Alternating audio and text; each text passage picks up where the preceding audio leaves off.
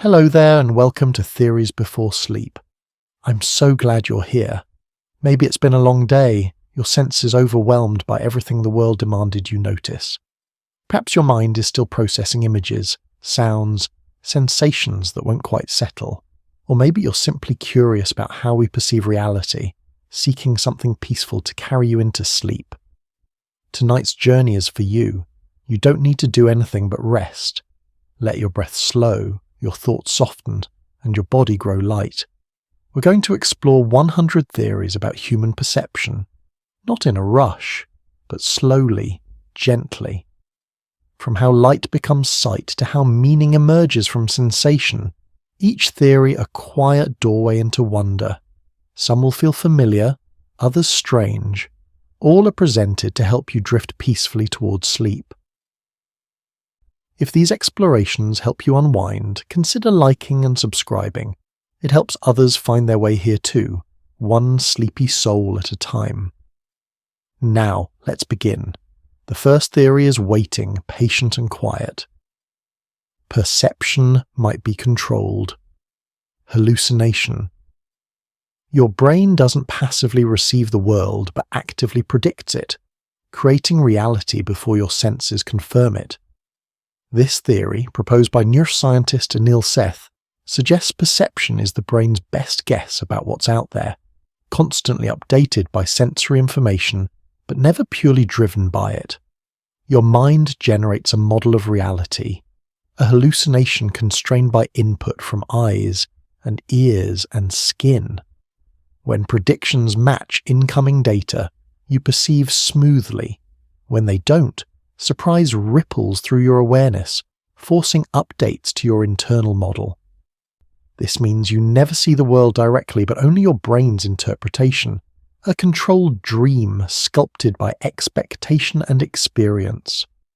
The coffee cup before you exists in your perception because your brain predicted it would be there, then confirm that prediction with light patterns hitting your retina. Reality becomes a negotiation between expectation and sensation, neither purely objective nor purely imagined, but something stranger, more fluid, a dance between mind and world that never stops, even in sleep. Color exists only in your mind. The wavelengths of light have no inherent color until your brain translates them into the experience of red or blue or green. This theory reminds us that electromagnetic radiation simply vibrates at different frequencies, carrying no color in itself. A rose reflects light around 700 nanometers, but that number has no redness. Your visual cortex receives signals from cone cells in your retina and constructs the sensation you call red, a purely mental phenomenon with no external equivalent. This means color is an invention, a useful fiction your brain creates to help you navigate the world. Different species see different colors because their brains construct different translations. Some animals see ultraviolet patterns invisible to you. Others see fewer colors, their world painted in narrower palettes. The sunset you find beautiful exists as beauty only in your perception. Photons transformed into feeling by neural alchemy you cannot control or fully understand. The world without observers might be colorless, just frequencies moving through space, waiting for minds to paint them into experience. Your brain fills in your blind spot without telling you. Everyone has a blind spot where the optic nerve exits the retina, a place with no photoreceptors to detect light. Yet you never notice a gap in your vision because your brain seamlessly fills it in, inventing details based on surrounding context. This perceptual filling in happens constantly, below conscious awareness, creating the illusion of complete visual fields. Your brain looks at what surrounds the blind spot and extrapolates, painting patterns across the gap so convincingly you never suspect anything is missing. If you look at a field of grass, your brain fills the blind spot with more grass. If you look at a blank wall, it fills the gap with more wall. The fabrication is perfect, invisible, automatic. This means your visual experience is partly fiction, a story your brain tells so well you believe it completely. The seamlessness of perception hides the constructive work happening behind the scenes, the constant editing and inventing that makes your world feel continuous, whole, trustworthy, when in truth it's stitched together from fragments and guesses, a beautiful illusion you never question. Time, perception, changes with emotion, fear and excitement. Slow time down while boredom speeds it up, suggesting your brain doesn't measure duration objectively, but colours it with feeling. This theory explains why accidents seem to happen in slow motion, while waiting rooms make minutes feel like hours. Your emotional state changes how densely you encode memories, and dense memories feel longer in retrospect. During intense experiences, your brain records more details per second, creating richer memory traces that seem to have lasted longer than they did. A car crash lasting 2 seconds might feel like 10 because your heightened attention captured every moment with unusual clarity. Conversely, monotonous experiences create sparse memories with few distinguishing features, making time seem to have passed quickly when you look back. This means duration is not a neutral container, but a flexible dimension shaped by how you feel, by what captures your attention, by the emotional significance you assign to moments. Time stretches and compresses like a living thing, responsive to your inner state, making your experience of reality deeply subjective, deeply personal, deeply strange. You see what you expect to see. Your perceptual system is biased toward confirming predictions rather than detecting novelty, making you see what you expect even when reality differs. This theory, central to predictive processing models, suggests your brain generates expectations based on past experience, and then seeks confirming evidence, sometimes ignoring contradictory input. If you expect to see a friend in a crowd, you might perceive their face on a stranger's body, a false match your brain accepts because it fits predictions. This expectation-driven perception helps you process the world efficiently, filtering overwhelming sensory input through the lens of what's likely. But it also means you miss unexpected things, fail to notice changes, see patterns that aren't there. The famous invisible gorilla experiment demonstrates this. People watching basketball players often fail to see a person in a gorilla suit walk through the scene because they weren't expecting it. Your attention follows predictions, and what you don't predict often goes unseen, unnoticed, as if it never happened, leaving your perception of reality shaped more by memory than by the present moment unfolding before you. Pain is constructed by your brain. The sensation of pain doesn't exist in your body, but is created by your brain as an interpretation of signals that might indicate damage or threat. This theory, supported by cases where people feel pain in amputated limbs or fail to feel pain despite injury, suggests pain is a perceptual inference rather than a direct readout of tissue damage. Your brain receives signals from nociceptors, specialized nerve endings that detect potentially harmful stimuli, but whether these signals become pain depends on context, expectation, attention, and emotional state. Soldiers in battle sometimes don't notice severe wounds until later. People given placebos experience real pain reduction, despite receiving no active medication. Chronic pain can persist long after tissues heal, the brain continuing to generate pain signals based on learned patterns rather than current injury. This means pain, like colour or sound, is a mental construction, a story your brain tells about your body's condition. The story can be accurate or misleading, helpful or harmful, but it's always interpretation, always filtered through expectation and context, never a simple mirror of physical reality. Your senses don't operate independently. What you see influences what you hear, what you taste affects what you smell, and all your senses blend together in ways you never consciously notice. This theory of multi-sensory integration suggests your brain doesn't process sensory streams separately, but combines them into unified perceptual experiences.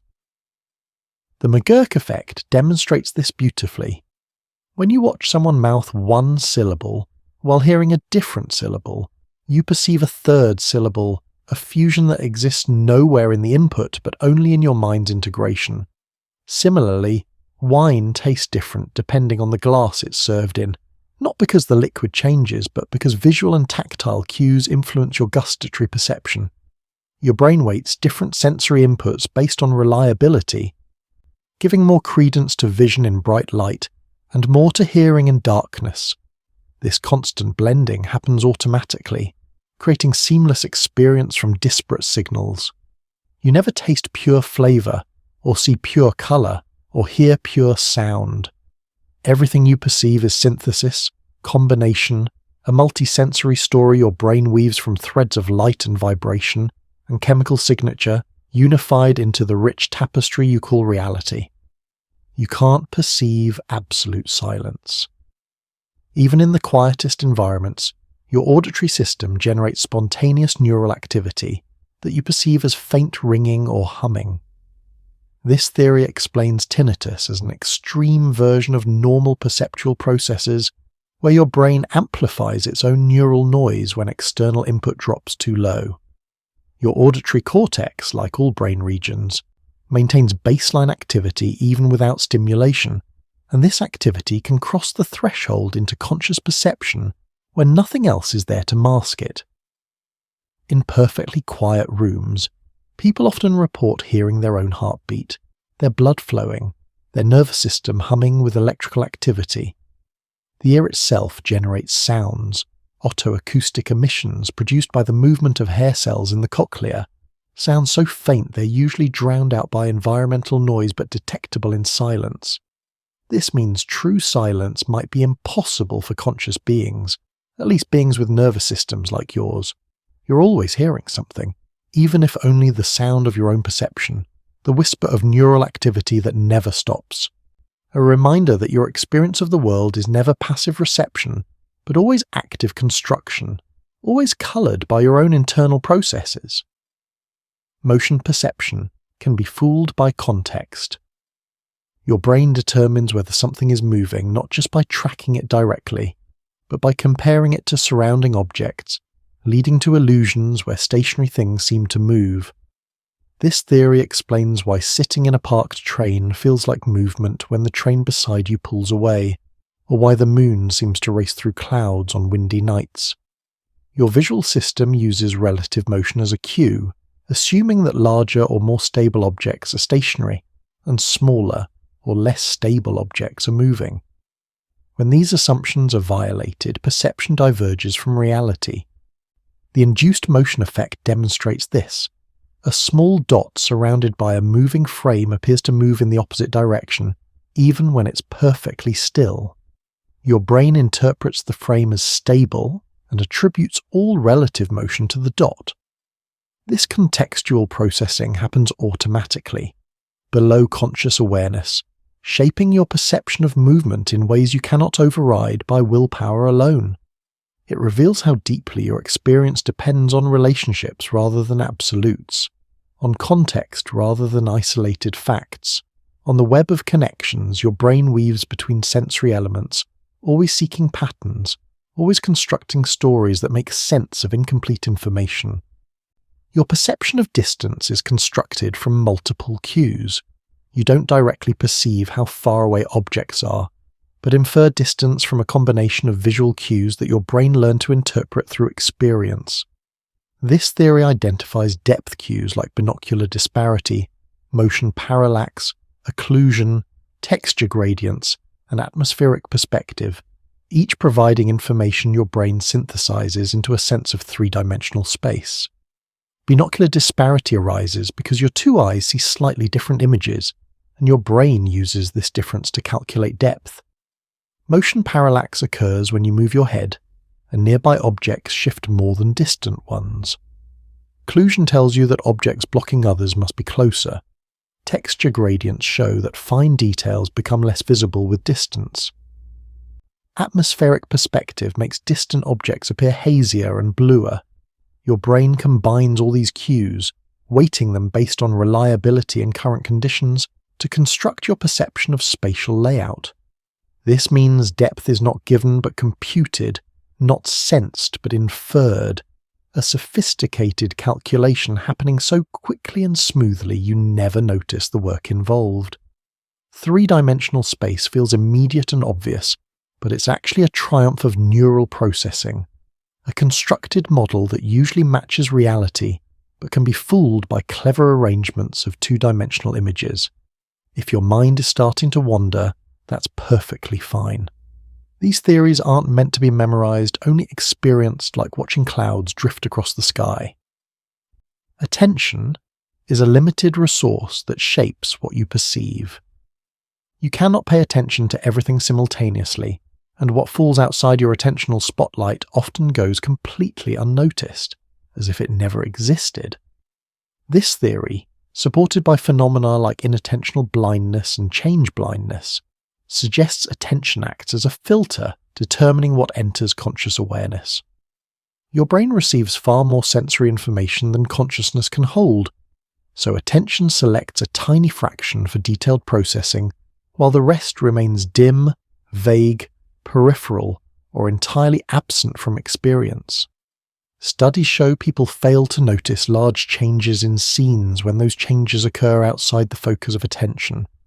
A person you're talking to might be replaced by someone else during a brief occlusion, and you might not notice if you weren't attending to their specific features. This reveals how sparse your conscious perception actually is, how much of the world you miss despite eyes and ears constantly gathering data. Attention creates islands of clarity in an ocean of sensory noise, and only those islands feel real, feel present, feel like the world. Everything else fades into a background so vague, it might as well not exist, leaving your experience of reality far narrower than you imagine. Your brain predicts the sensory consequences of your actions. Before you move, your brain generates predictions about what sensations that movement will produce, allowing you to distinguish self-caused sensations from external events. This theory explains why you can't tickle yourself and why your voice sounds different on recordings. When you speak, your brain predicts the sound your voice will make and dampens your perception of it, making it seem deeper and richer than it actually is. When you hear a recording, that prediction is absent, and you hear your voice as others hear it, higher and thinner than expected. Similarly, when you try to tickle yourself, your brain predicts the tactile sensations so accurately that they lose their surprising quality, the essential element of ticklishness. This predictive mechanism helps you distinguish between sensations caused by your own actions and those caused by external agents, a crucial ability for navigating the world. It means your perception is always anticipatory, always running slightly ahead of reality, generating expectations that shape how sensations feel when they arrive. You never experience your actions purely as they happen, but always through the lens of what you expected to experience, a filter that makes self-caused sensations feel different from externally caused ones.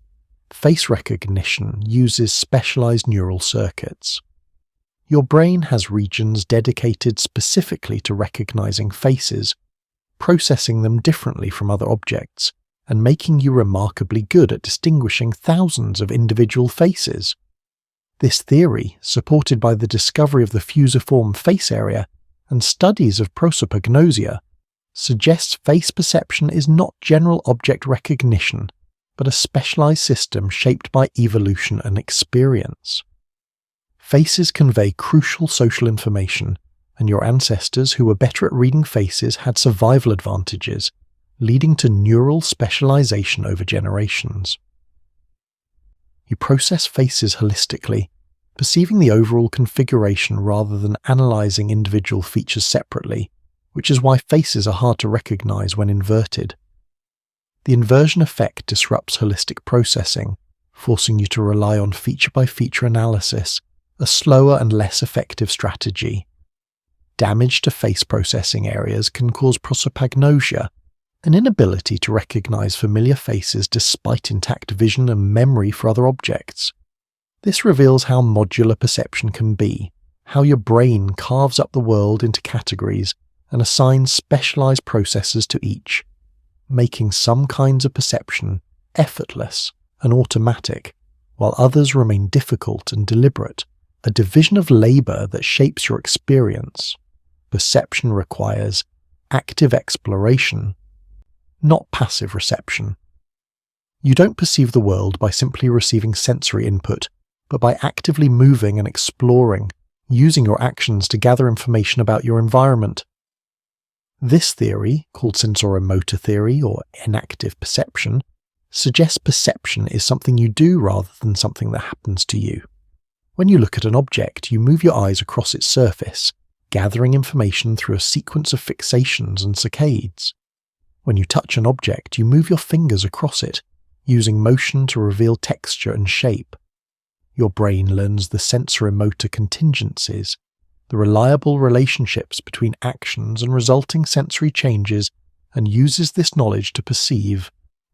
A ball looks round because you've learned that certain eye movements will produce certain sequences of visual changes, and that pattern of contingencies constitutes roundness in your perceptual experience. This means perception is deeply embodied, inseparable from your capacity for action, from your history of movement through the world. You cannot perceive without a body, without the ability to move and explore.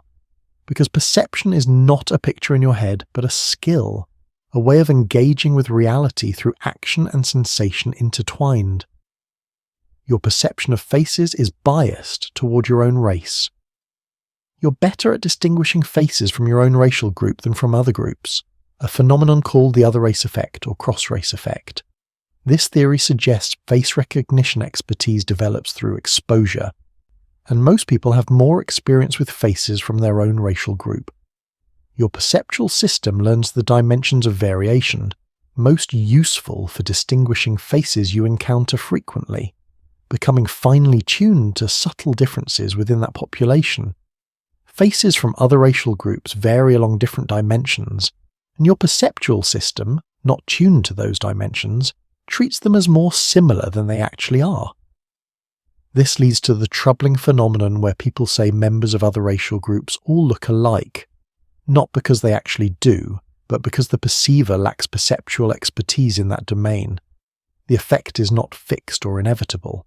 People who grow up in diverse environments or who gain extensive experience with faces from multiple racial groups show reduced or absent other race effects. This reveals how deeply experience shapes perception, how your history of exposure sculpts your perceptual abilities, making some discriminations easy and others difficult based on what your nervous system has had opportunity to learn. Synesthesia reveals the arbitrary nature of sensory qualities. Some people experience cross-sensory associations, seeing colours when they hear sounds or tasting shapes, suggesting the boundaries between senses are not as fixed as they seem. This theory uses synesthesia as a window into how brains construct sensory qualities, revealing that the mapping between neural activity and conscious experience is somewhat arbitrary. In synesthetes, neural pathways that are usually separate remain connected or become more strongly linked, causing activity in one sensory area to trigger experiences in another. Someone with grapheme color synesthesia sees the letter A as inherently red, not through association or memory, but through direct perceptual experience, as automatic and involuntary as seeing red when looking at a rose. This suggests that the separation of senses is a design feature of typical brains rather than a fundamental necessity. Your brain could have been wired differently, causing sounds to have tastes or numbers to have colors, and you would experience that as normal, as the only way perception could possibly work. Synesthesia reminds us that the structure of your perceptual experience is contingent, shaped by the specific architecture of your nervous system, a system that could have been built differently, producing entirely different qualities of consciousness. You perceive time as flowing, but physics says it doesn't. Your experience of time as a river carrying you from past through present into future may be an illusion created by how your brain processes memory and anticipation. This theory, emerging from the intersection of neuroscience and physics, suggests the flow of time is not a feature of external reality, but a feature of consciousness. Physics describes time as a dimension similar to space, with past, present, and future all equally real, none privileged as now. Yet your experience contradicts this, giving you a vivid sense of now, of moments passing, of time flowing irreversibly forward. Your brain creates this experience by constantly updating working memory, discarding old information and incorporating new input, generating the feeling of movement through time. The present moment feels special because it's what your working memory currently holds, but there's nothing objectively special about it. This means the flow of time might be like the colour red, a quality that exists in your experience but not in the world independent of observers.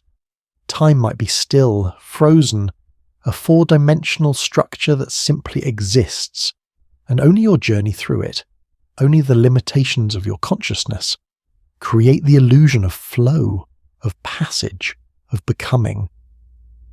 Your perception of your own body can be manipulated. You can be made to feel that a rubber hand is your own hand or that your body is located somewhere other than where it actually is, revealing how flexible body perception is.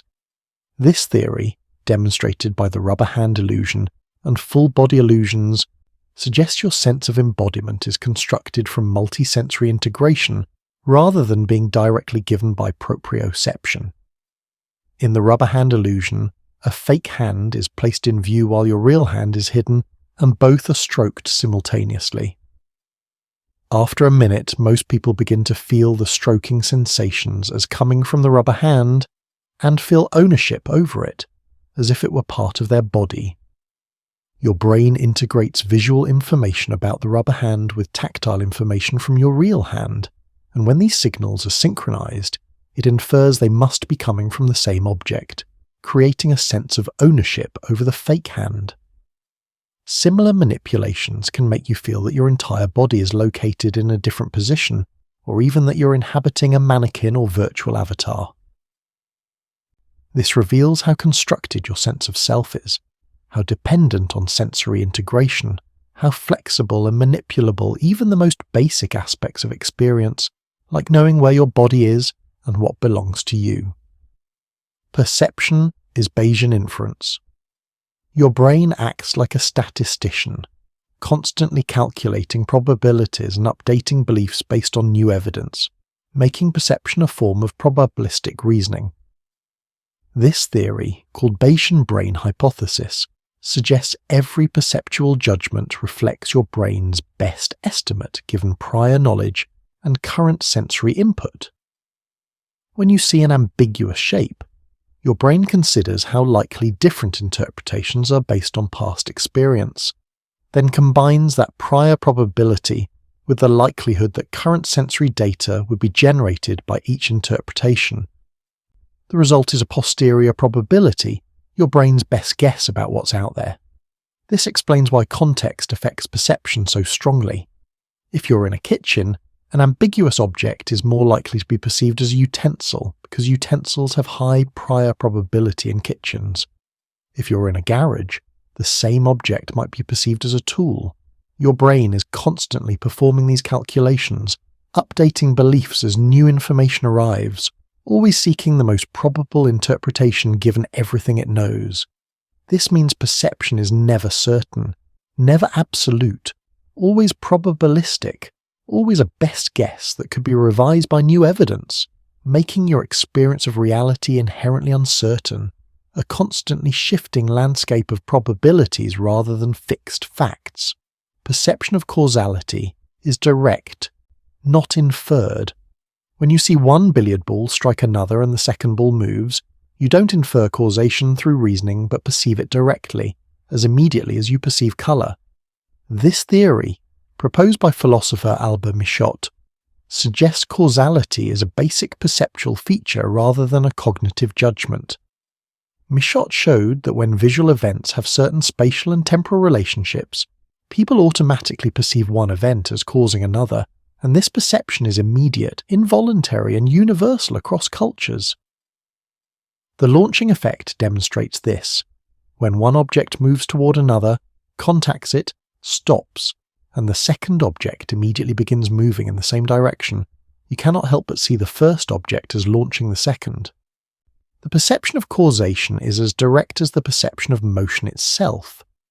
This challenges the philosophical view that causation is always inferred from repeated correlation, suggesting instead that your perceptual system includes mechanisms for detecting causal relationships directly.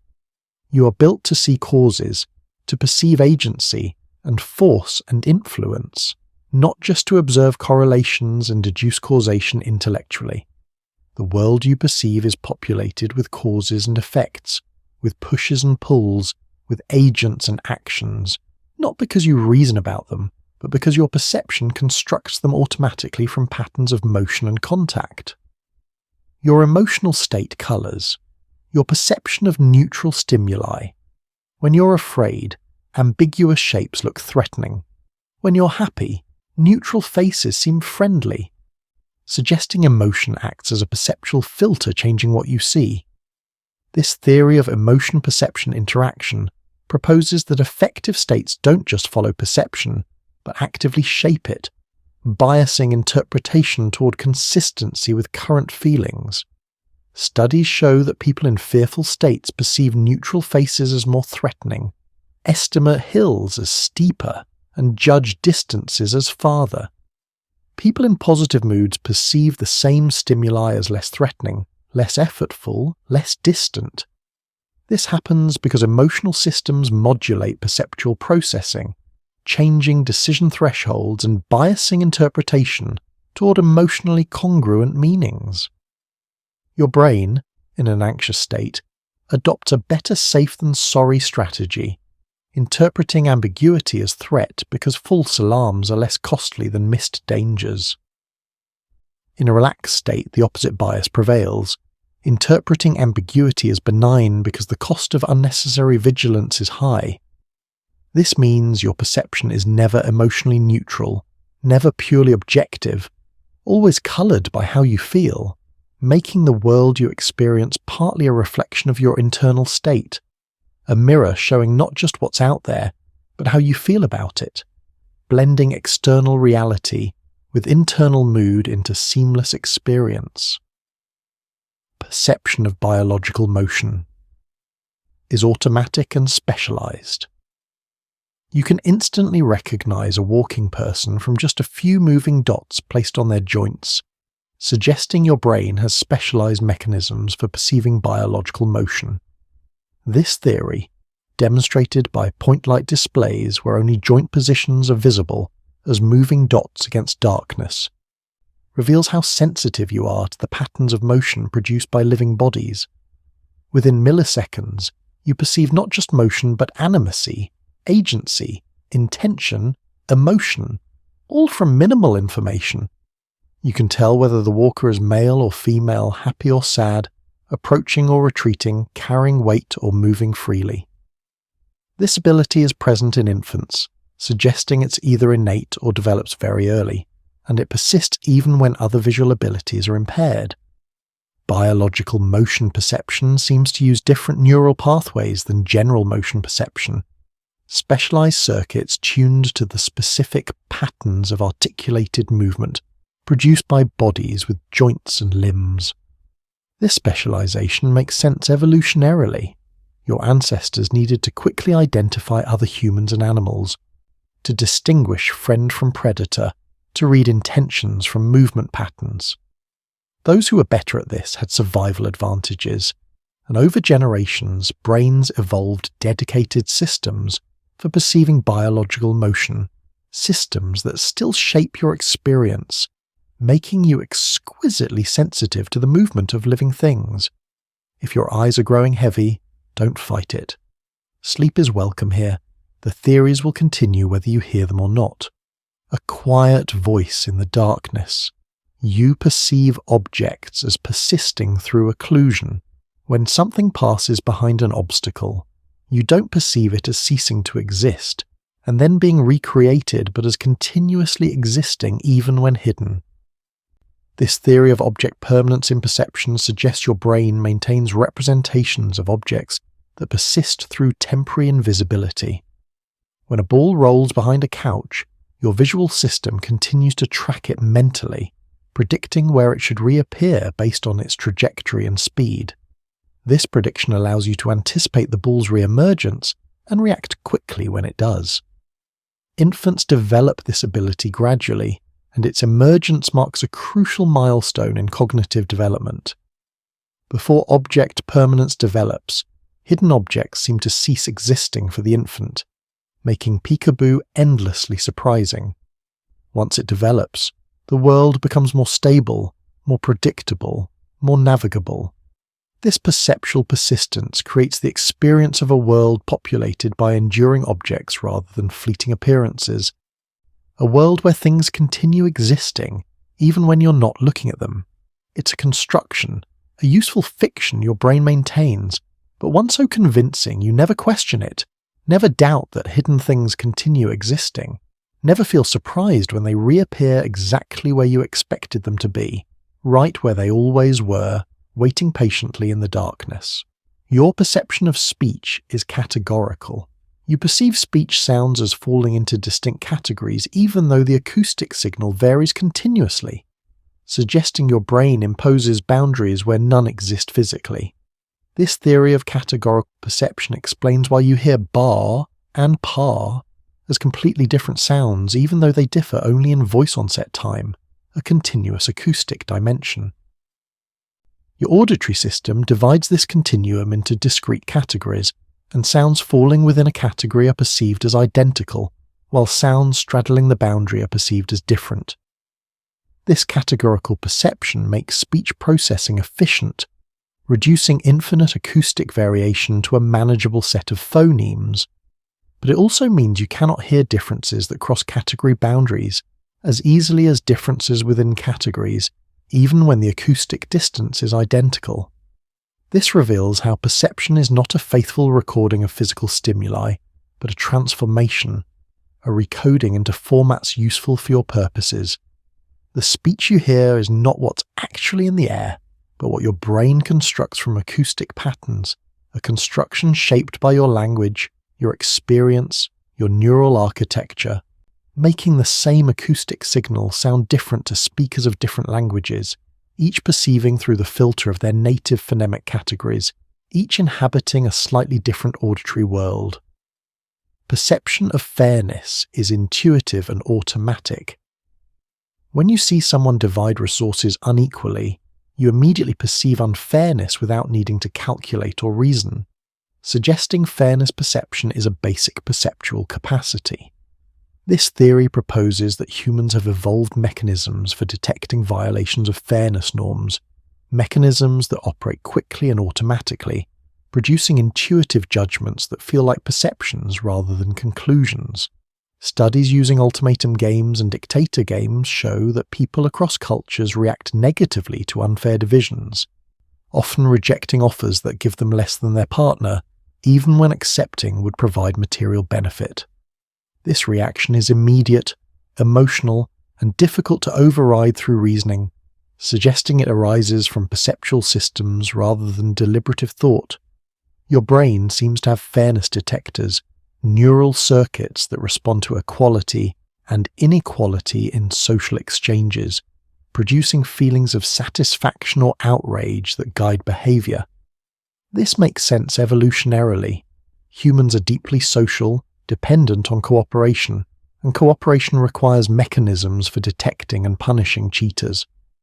Those who were better at perceiving fairness violations and responding appropriately had advantages in social groups, and over generations, brains evolved to make fairness perception automatic, intuitive, immediate, woven into the fabric of social perception as deeply as face recognition or emotion detection. Your perception of sweetness varies with hunger.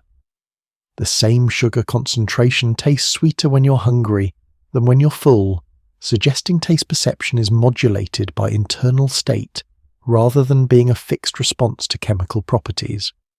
This theory of homeostatic modulation proposes that your perceptual systems are tuned by motivational states, changing sensitivity based on current needs. When you're hungry, your taste receptors become more sensitive to sugars, and your brain amplifies sweet signals, making food more appealing and motivating consumption. When you're full, sensitivity decreases, making the same foods less appealing and reducing motivation to eat. This modulation happens automatically, below conscious awareness, shaping your perceptual experience in ways that serve biological needs. The same mechanism applies to other modalities. Water tastes better when you're thirsty. Warmth feels more pleasant when you're cold. Social contact feels more rewarding when you're lonely. Your perception is not a neutral window on reality, but a tool shaped by evolution to guide behavior toward survival and reproduction.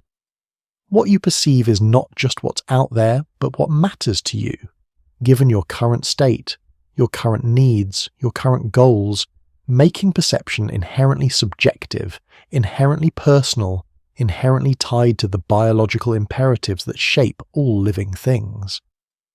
Perception of musical consonants may be learned, not innate. The pleasant sound of consonant intervals and the unpleasant sound of dissonant intervals might not reflect natural acoustic properties, but cultural learning and exposure.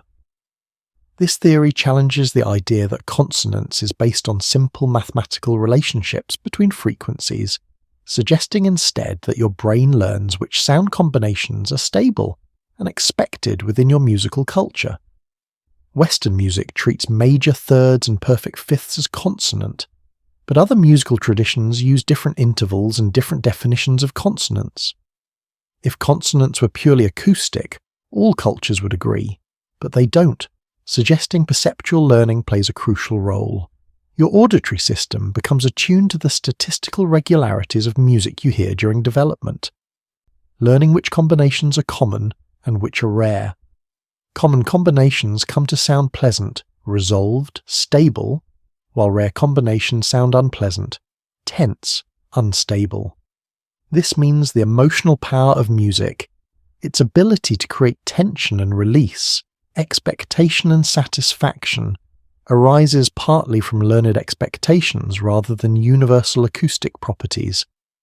The music you find beautiful reflects your cultural history, your exposure, the patterns your brain learned to expect, making musical perception deeply cultural, deeply learned, deeply shaped by the sonic environment you grew up in, a reminder that even basic perceptual qualities are not given but constructed through experience.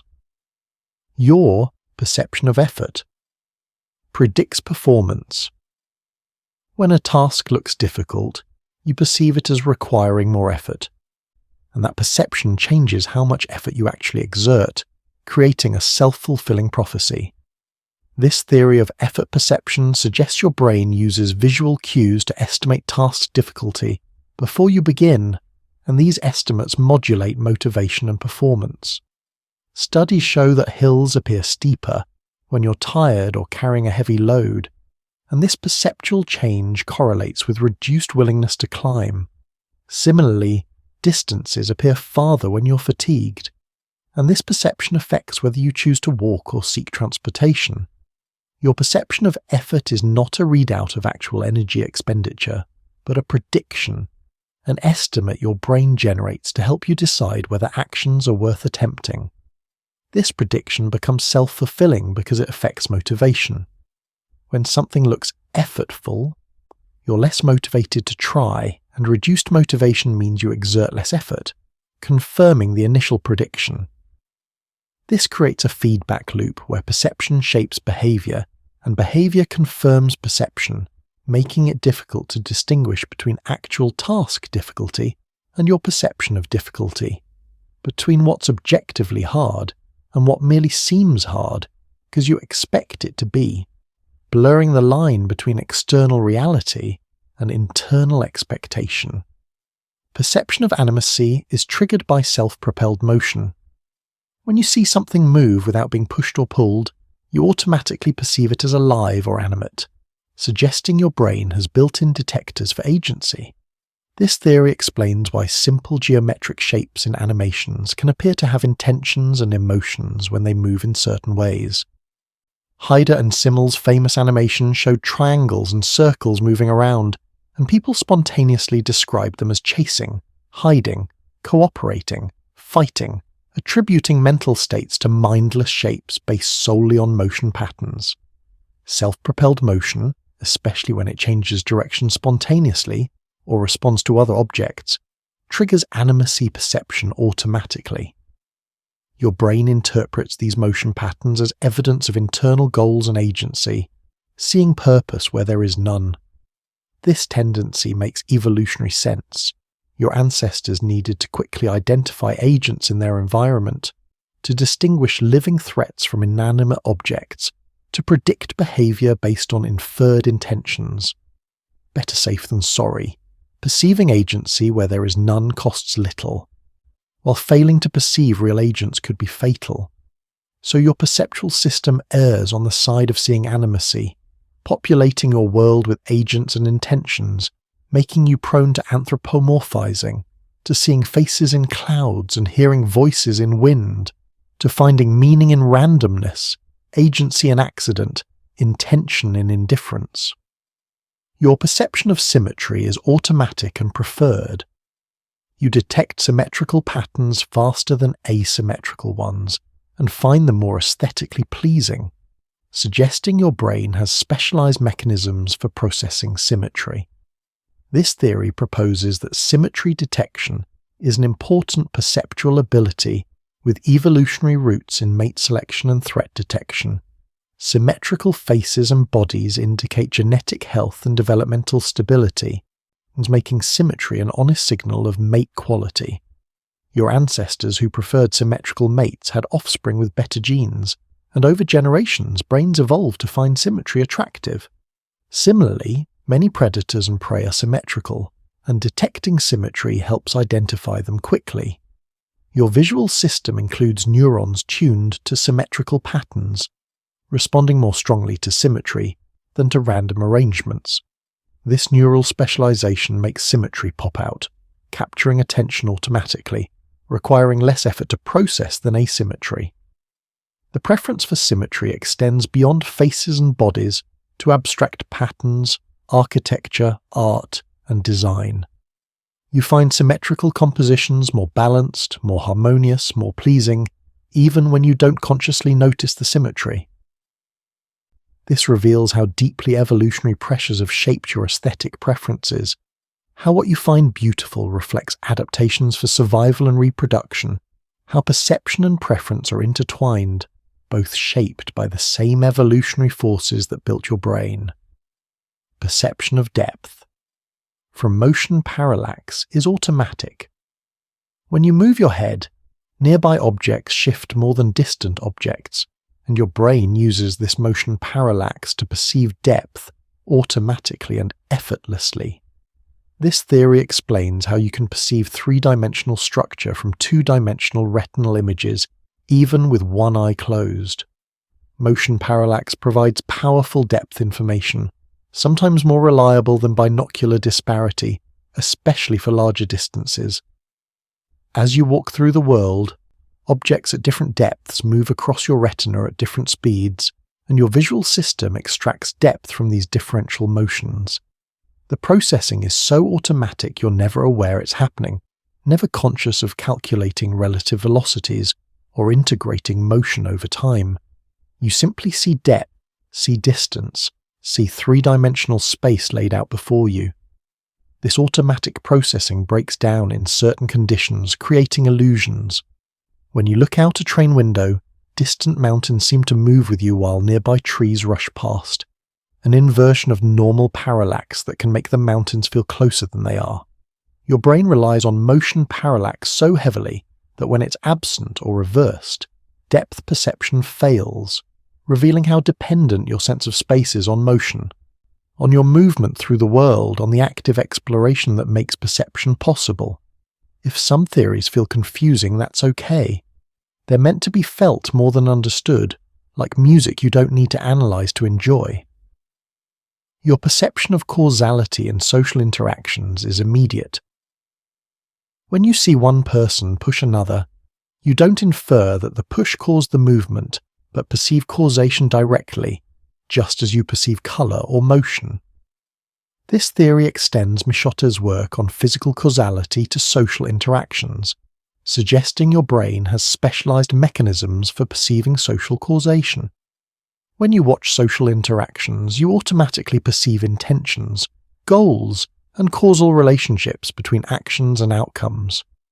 If someone reaches for an object and another person moves it away, you immediately perceive the second person as preventing the first from reaching their goal, as acting with the intention to thwart. This perception is automatic, involuntary, and immediate, not requiring conscious reasoning or inference. Your brain treats social causation as a perceptual primitive, something detected by specialized circuits rather than computed by general reasoning. This makes social perception efficient, allowing you to navigate complex social environments quickly, to predict behavior, to coordinate actions, to cooperate and compete effectively. But it also makes you prone to perceiving intentions where none exist, to seeing malice in accidents, to attributing agency to randomness, to populating your social world with more intentionality than actually exists, a bias that shapes relationships, conflicts, and cooperation in ways you rarely notice. Perception of musical rhythm entrains your motor system. When you hear music with a strong beat, your motor cortex activates even if you don't move, suggesting rhythm perception is inherently linked to action. This theory proposes that perceiving rhythm is not purely auditory, but involves motor simulation, your brain covertly preparing movements synchronized to the beat. This explains why music makes you want to move, why it's difficult to listen to rhythm without tapping your foot or nodding your head, why dancing feels natural and satisfying. Your auditory system and motor system are tightly coupled, and rhythmic sounds automatically activate motor programs, creating a felt urge to move in time. This coupling may have evolved because coordinated movement in groups requires shared timing, and music provides that shared temporal structure. When people move together to music, their actions synchronize, creating social bonding and cooperation. Your brain's tendency to entrain to rhythm makes this synchronization automatic, effortless, pleasurable. The rhythm you hear is not just sound, but a motor invitation, a call to movement that your body answers even when you try to stay still, revealing how deeply perception and action are intertwined. How what you hear shapes not just your thoughts, but your body, your movements, your physical engagement with the world. Your perception of speech adapts to accents rapidly. When you first hear someone with an unfamiliar accent, understanding is difficult, but within minutes your brain adapts, making comprehension easier without conscious effort. This theory of perceptual learning suggests your auditory system continuously updates its models of speech sounds based on recent experience. When you encounter a new accent, your phonemic categories don't match the speaker's productions, creating mismatches that impair understanding. But your brain quickly learns the systematic differences between your categories and the speaker's pronunciation, adjusting perceptual boundaries to accommodate the new accent.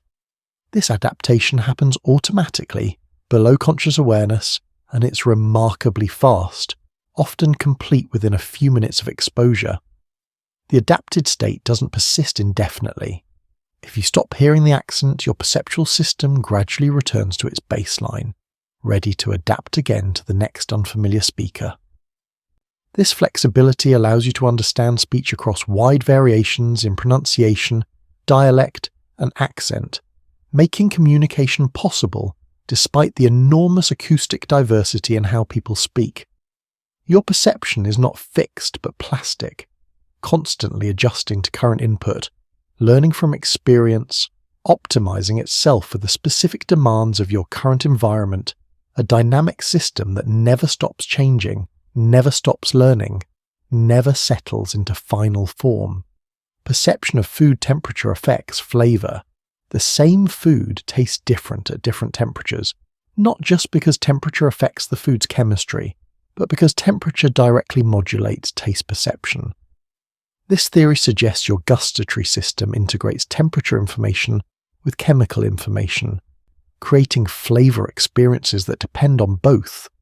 Ice cream tastes sweeter when slightly melted than when frozen solid, not because melting changes sugar concentration, but because cold temperatures suppress sweet receptors. Similarly, coffee tastes more bitter when hot than when cold, and this isn't just about volatile compounds evaporating, but about temperature-dependent receptor sensitivity. Your brain uses temperature as a cue about food quality and safety. Hot foods are often freshly cooked and safe, while cold foods might be spoiled. Sweet tastes are enhanced at body temperature, the temperature of ripe fruit, while bitter tastes are suppressed, making toxins less detectable in safe, warm foods. This temperature-taste interaction is automatic and involuntary, shaping your preferences and influencing what you choose to eat.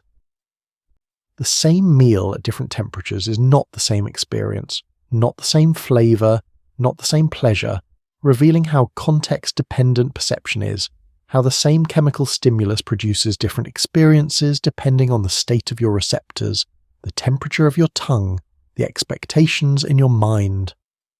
Your perception of gaze. Direction is exquisitely sensitive.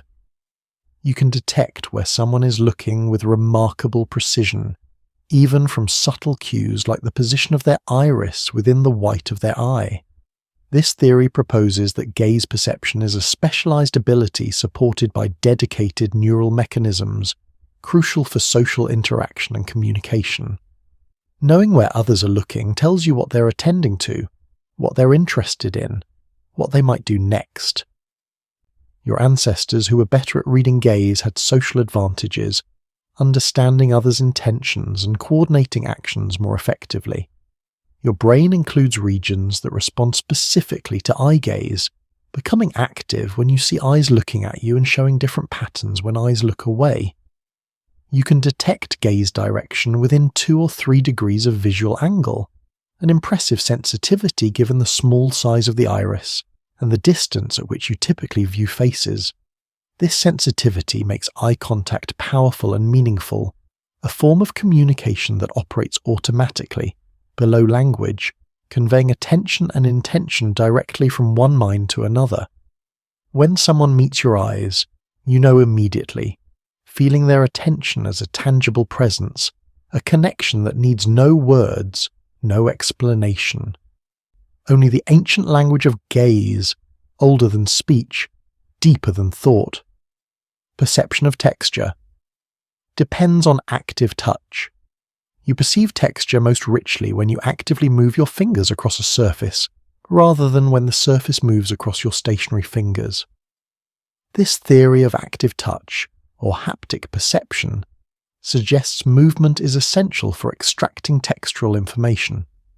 When you run your fingers across fabric, the pattern of vibrations in your skin reveals the weave, the roughness, the softness.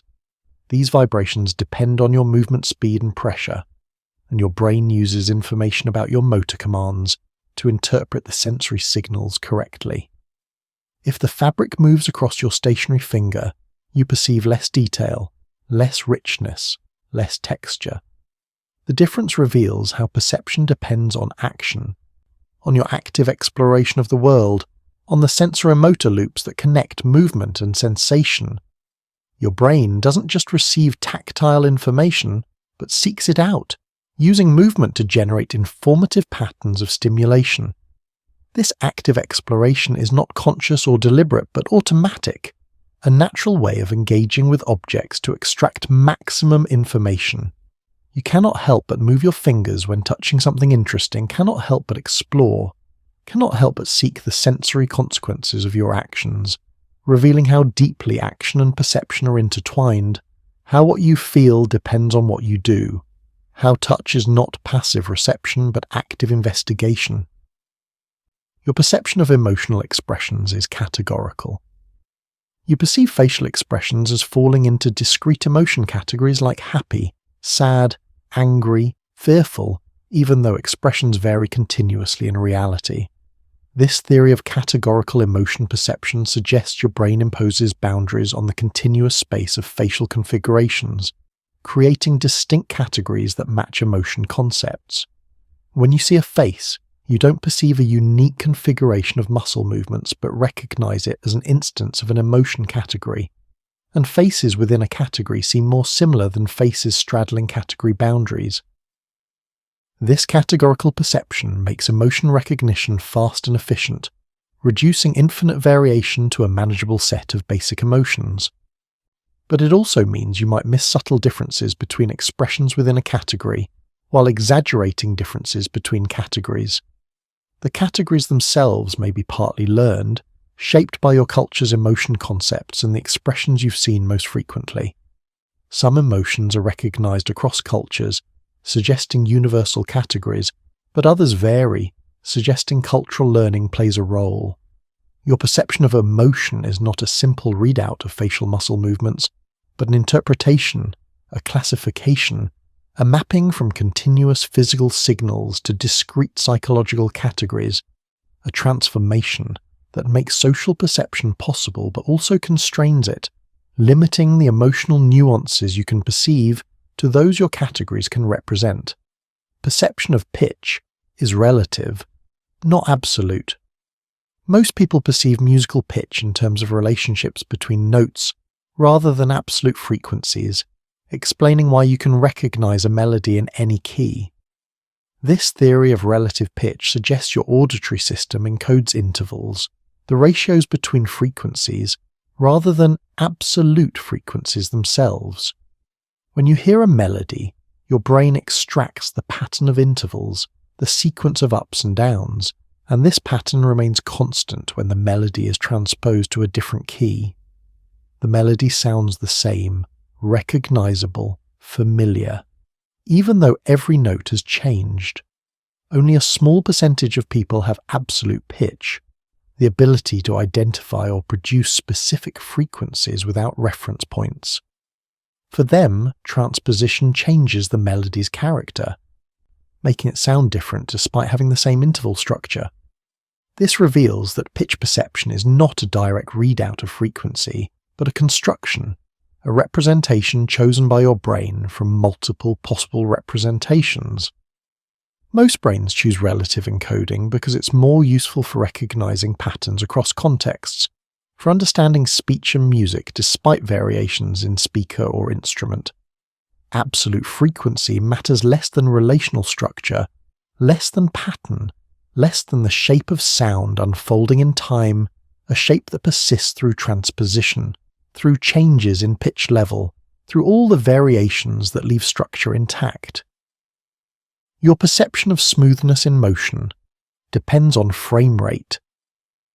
When watching film or video, you perceive smooth motion only if the frame rate exceeds a certain threshold, typically around 24 frames per second. This theory explains why early films looked jerky and why higher frame rates produce more realistic motion. Your visual system integrates information over time, and if frames arrive too slowly, you perceive them as discrete images rather than continuous motion. But if they arrive quickly enough, your brain blends them together, creating the perception of smooth movement where there is actually only a sequence of still images. This phenomenon, called apparent motion, reveals how your brain constructs motion perception from discrete samples, filling in gaps and creating continuity where none exists physically. The threshold varies depending on the type of motion and viewing conditions, but around 24 frames per second is generally sufficient to create apparent motion for most content. Higher frame rates, like 60 or 120 frames per second, produce even smoother perception, approaching the quality of natural vision. This reveals how dependent your perception is on temporal sampling, how your experience of motion is a construction, rather than a direct registration of reality, how your brain creates continuity and flow from fragmentary information, weaving discrete moments into the seamless stream of experience you call the present, always moving, always flowing, always now. Perception of hardness combines touch and sound. When you tap on a surface, You perceive its hardness not just from how it feels but from how it sounds, with harder surfaces producing higher-pitched sounds. This theory of multisensory hardness perception suggests your brain integrates tactile and auditory information to determine material properties. The same tactile impact feels harder when accompanied by a high-pitched sound and softer when accompanied by a low-pitched sound, even though the actual surface hasn't changed. This integration happens automatically, below conscious awareness, and it's difficult to override even when you know the sound is misleading. Your brain has learned through experience that hard materials produce higher-pitched sounds when struck, and it uses this correlation to enhance hardness perception.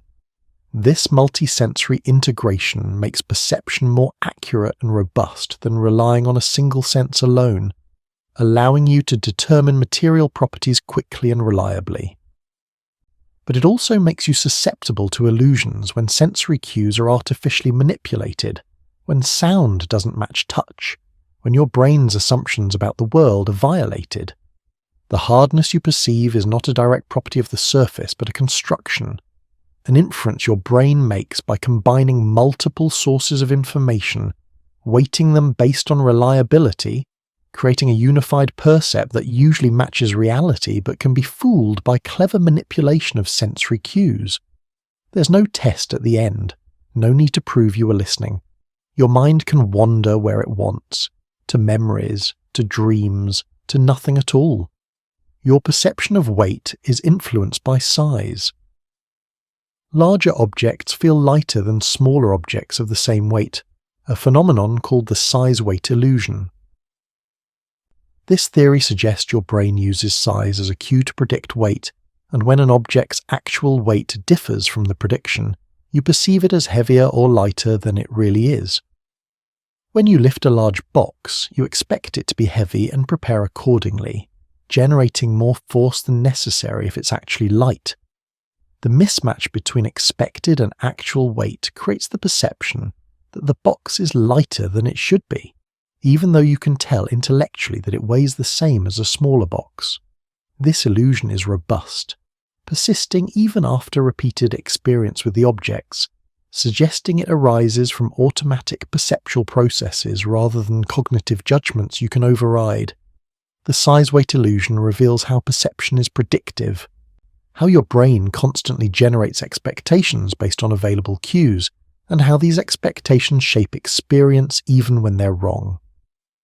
Weight perception is not a simple readout of force, but a construction that integrates force with expectation, with context, with prior knowledge, creating an experience that reflects both the world and your mind's model of the world, blending external reality with internal prediction into seamless experience.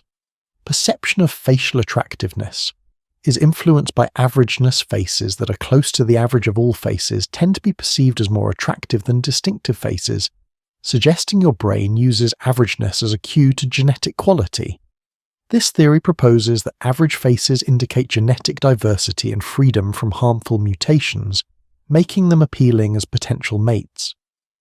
Your visual system may compute an average face template based on all the faces you've seen, and faces close to this template are processed more fluently, more easily, and this processing fluency translates into positive effect and attractiveness judgments. Studies show that computer-generated composite faces, created by averaging many individual faces together, are often rated as more attractive than any of the individual faces used to create them.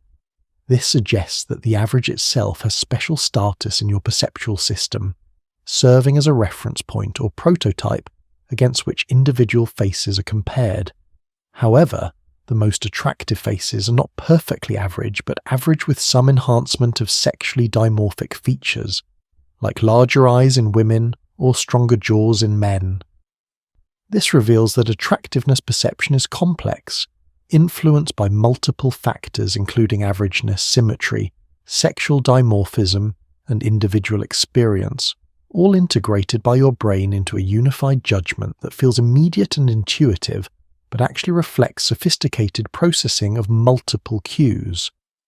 Your perception of lightness is context-dependent. The same grey patch appears lighter or darker depending on the surrounding context, a phenomenon called simultaneous lightness contrast. This theory suggests your visual system does not simply measure the amount of light reflected from a surface, but interprets that measurement in context, adjusting for illumination and background. When a grey patch is surrounded by white, it looks darker than when surrounded by black, even though the patch itself reflects the same amount of light in both cases. Your brain assumes that surfaces in the same scene are illuminated by the same light source, and it uses surrounding luminance to estimate illumination level and discount it, recovering the surface's reflectance. This process, called lightness constancy, usually works well, allowing you to perceive a white shirt as white whether it's in sunlight or shadow, despite enormous differences in the amount of light reaching your eye. But the same process creates illusions when the assumptions are violated, when context misleads your brain about illumination conditions. The lightness you perceive is not in the surface but in your interpretation, not in the light but in your brain's model of how light interacts with surfaces, a model that's usually accurate but can be fooled, revealing the constructive nature of even the most basic perceptual qualities. Perception of rhythm in speech influences. Comprehension. You perceive speech not as a continuous stream, but as organized into rhythmic units, and this rhythmic structure helps you segment words and understand meaning. This theory suggests your auditory system uses rhythm as a cue to pass the speech signal, grouping sounds into syllables, words, and phrases based on temporal patterns. Different languages have different rhythmic structures, and infants are sensitive to these differences, using rhythm to distinguish their native language from foreign languages even before they understand words. Stress-timed languages like English have a rhythm based on stressed syllables, occurring at roughly regular intervals, while syllable-timed languages like French have a rhythm based on syllables of roughly equal duration. Your brain learns the rhythmic structure of your native language and uses it to predict where word boundaries should occur, facilitating segmentation and comprehension. When rhythm is disrupted, as in some speech disorders, or when listening to non-native speakers, comprehension becomes more difficult, revealing how dependent understanding is on temporal structure. The rhythm you perceive in speech is not arbitrary but functional, a scaffold that supports meaning, a temporal framework that organizes sound into units your brain can process, making language possible, making communication flow, making the continuous stream of sound resolve into discrete, meaningful elements. Your perception of transparency requires specific luminance relationships. You perceive a surface as transparent only when the luminance values in overlapping regions follow certain mathematical relationships, suggesting transparency perception involves sophisticated computations. This theory, developed by researchers studying visual perception, identifies the conditions under which your brain interprets overlapping regions as one surface seen through another rather than as opaque surfaces with different colors. When a transparent surface overlays an opaque background, the luminance in the overlap region is a weighted average of the transparent surface and the background, and your visual system detects this relationship, inferring transparency when it's present. If the luminance relationships are wrong, you perceive opacity instead, seeing two separate surfaces rather than one seen through another. This reveals that transparency is not a simple property you detect directly, but an interpretation your brain constructs from complex patterns of luminance. The computation is sophisticated, involving comparisons across multiple regions and integration of information from edges and surfaces, yet it happens automatically, effortlessly, creating the immediate perception of transparent materials like glass, water, or plastic. The world you perceive is populated with transparent and opaque objects, a distinction that seems obvious and direct, but actually requires sophisticated neural processing, hidden from awareness, revealing the complexity underlying even simple perceptual judgments. Perception of faces is holistic rather than feature-based.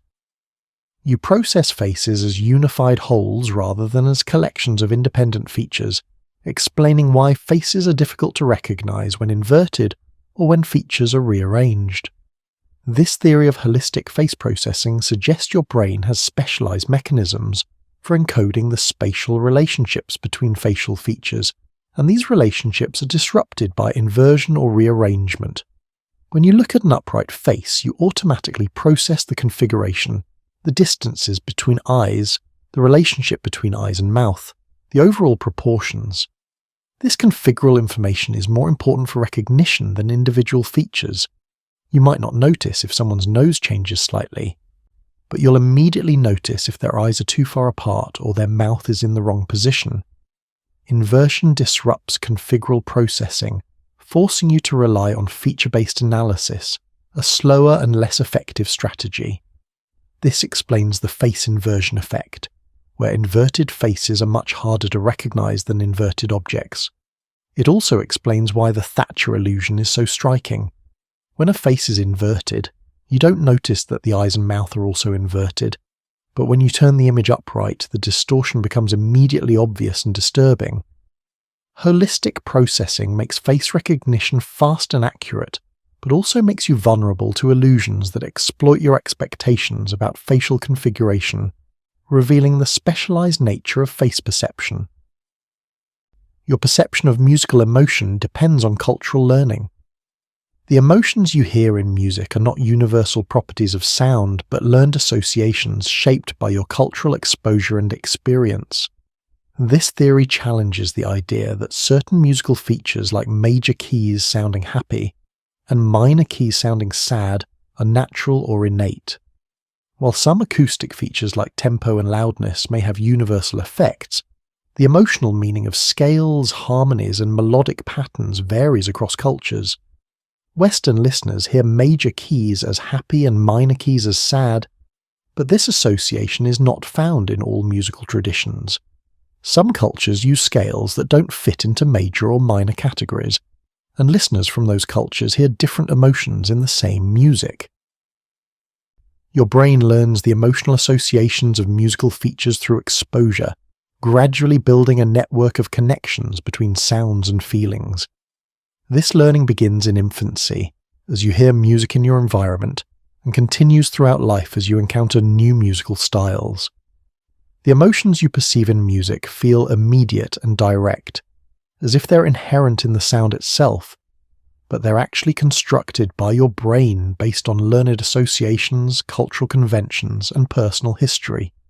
The same melody can evoke different emotions in different listeners, each hearing through the filter of their own experience, their own learning, their own cultural framework, making musical emotion deeply personal, deeply cultural, deeply learned. Perception of object unity depends on common fate. When elements move together, you perceive them as parts of a single object, a principle called common fate that helps your brain segment visual scenes. This theory, one of the Gestalt principles of perceptual organization, suggests your visual system uses motion correlation to determine which elements belong together. When you see leaves rustling in wind, you perceive each tree as a unit because all its leaves move together, sharing a common fate. When you see a flock of birds, you perceive it as a group because all the birds move in coordinated patterns. Your brain uses common fate to solve the binding problem, the challenge of determining which features belong to which objects when multiple objects are present. Elements that move together are likely to be connected, likely to be parts of the same object, so your perceptual system groups them, creating unified percepts from disparate elements. This grouping happens automatically, pre-attentively, before you consciously attend to the scene, structuring your visual world into objects and backgrounds, figures and grounds, units and groups. The principle of common fate reveals how much work your brain does to organize sensory input, how actively it constructs the structured, meaningful world you perceive, how what seems given is actually achieved through sophisticated processing hidden from awareness, creating the seamless experience of a world populated by discrete, unified objects.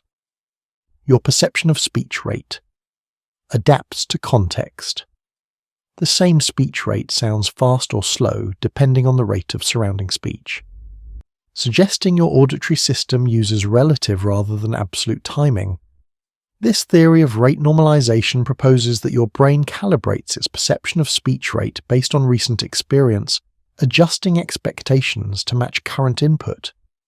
When you hear someone speak quickly for a while, your perceptual system adapts, and subsequent speech at a moderate rate sounds slow by comparison.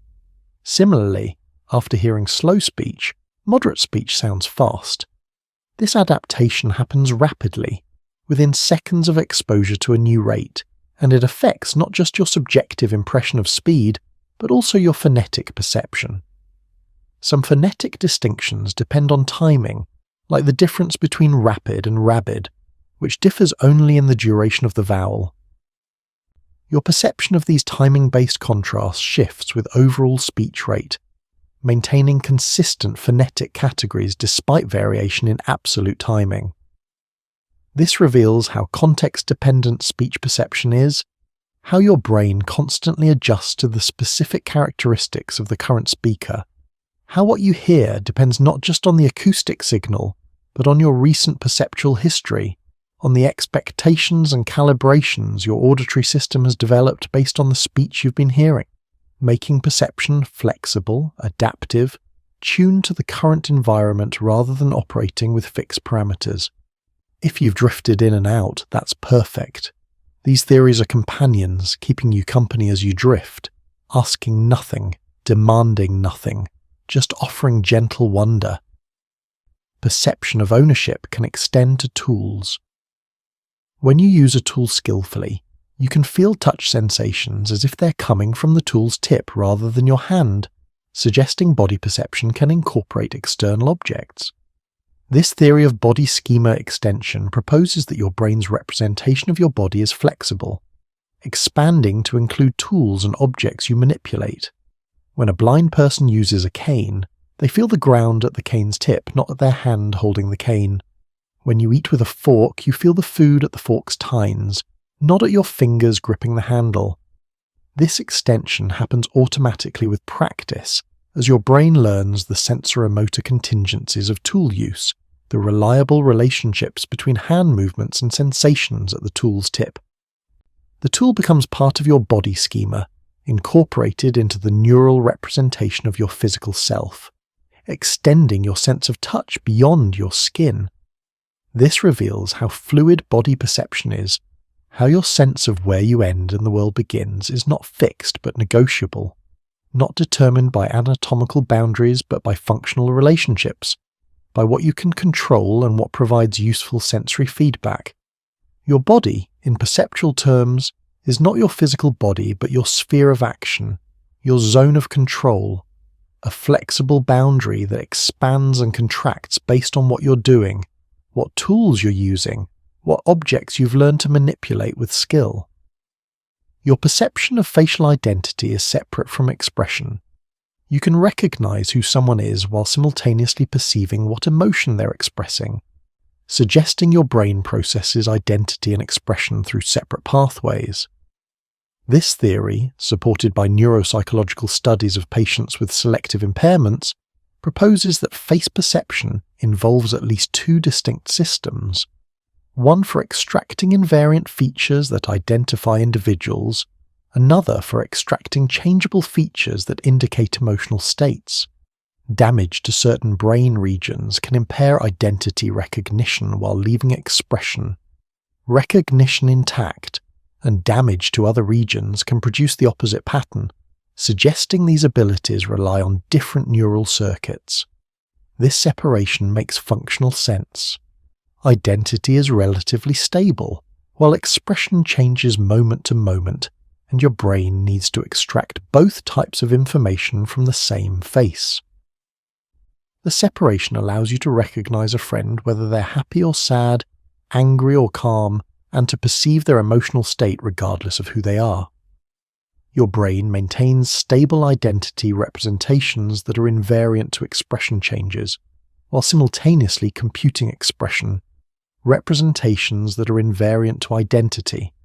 This dual processing happens automatically, in parallel, creating the rich social perception that allows you to navigate complex social environments, to recognize individuals and read their emotional state simultaneously, to know both who someone is and how they feel, two distinct but complementary aspects of the same face. Perception of texture from vision alone activates touch areas. When you look at a textured surface, as brain areas normally involved in touch become active even though you're not touching anything.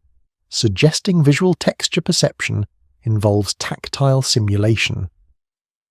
This theory proposes that your brain uses stored knowledge about how textures feel to enhance visual perception, creating a rich multisensory representation from purely visual input. When you see velvet, your brain automatically retrieves memories of how velvet feels, activating somatosensory cortex as if you were actually touching it. This activation enhances your visual perception, making the texture more vivid, more real, more tangible than it would be from vision alone. The process is automatic and involuntary, happening whenever you see textured surfaces, creating the impression that you can almost feel what you're looking at.